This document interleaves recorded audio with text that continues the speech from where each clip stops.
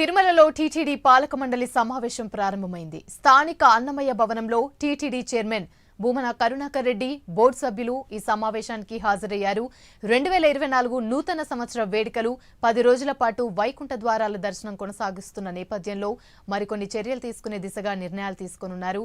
TTD ఉద్యోగుల సమస్యలు, తిరుపతిలో భక్తుల సౌకర్యార్థం మరిన్ని వసతి గృహాలు నిర్మాణానికి నిధుల కేటాయింపులపైన బోర్డులో చర్చించే అవకాశం ఉంది. దాదాపు 51 అంశాలపైన ఈ బోర్డు సమావేశంలో చర్చ జరిగే అవకాశం ఉంది. టీటీడీ ఈవో ధర్మారెడ్డితో పాటు మరికొంతమంది టీటీడీ ఉన్నతాధికారులు సమావేశానికి హాజరయ్యే అవకాశాలున్నాయి.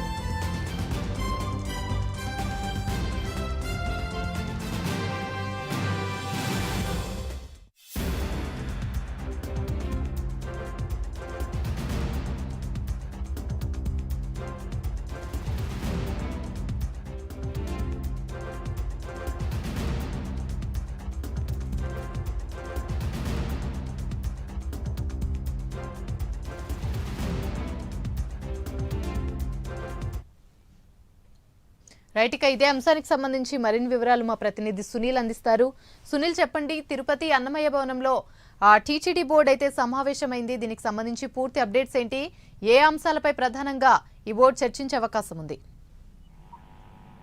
రైట్ యామిని, మొత్తం మీద టీటీడీ పాలక మండలి సమావేశం ఈ రోజు ఉదయం 11 గంటలకైతే ప్రారంభమైంది. దీనికి ముఖ్యంగా చూసుకున్నట్లయితే స్థానిక అన్నమయ్య భవన్ లో టీటీడీ చైర్మన్ భూమన కరుణాకర్ రెడ్డి అధ్యక్షతన ఈ రోజు పాలక మండలి సమావేశం అయితే ప్రారంభమైన పరిస్థితి ఉంది. ముఖ్యంగా నూతన సంవత్సరం అంటే 2024 నూతన సంవత్సరానికి సంబంధించిన వేడుకలకు సంబంధించి ఆలయంలో జరిగేటువంటి కార్యక్రమానికి సంబంధించి ముఖ్యంగా చర్చించనున్నారు. మరోవైపు 10 సంవత్సరాలుగా వేచి ఉన్నటువంటి టీటీడీ ఎంప్లాయీస్ కి సంబంధించినటువంటి ఇళ్ల స్థలాలకి సంబంధించి కూడా పూర్తి స్థాయిలో ఈ రోజు అయితే కీలక నిర్ణయాలు కూడా తీసుకున్నట్టయితే తెలుస్తుంది. ముఖ్యంగా టీటీడీ ఉద్యోగులకి సమస్యలను పూర్తి స్థాయిలో దీనిపై చర్చించనున్నట్టయితే తెలుస్తుంది.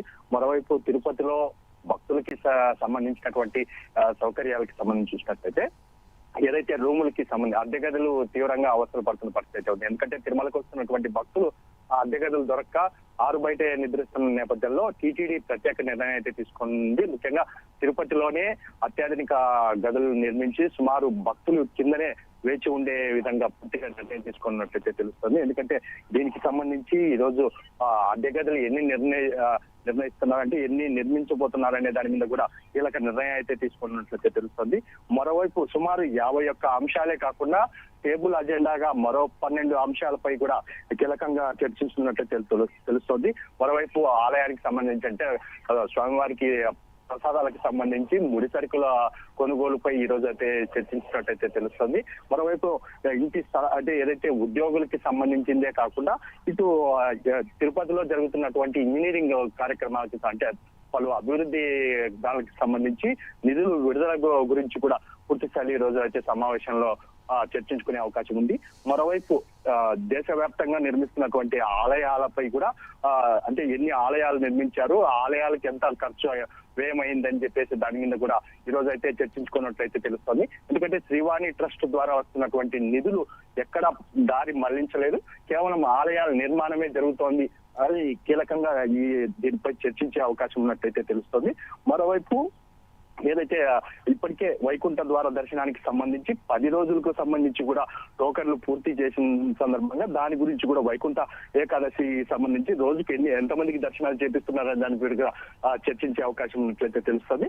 మరి కాసేపట్లో ఏదైతే ఈ రోజు మధ్యాహ్నం 1 గంటకి పూర్తి స్థాయిలో ఏ నిర్ణయాలు తీసుకున్నారు అనే దానిపై టీటీడీ చైర్మన్ భూమన కరుణాకర్ రెడ్డి అయితే మీడియాకైతే తెలుపుతున్నట్లయితే తెలుస్తుంది. Right, thank you.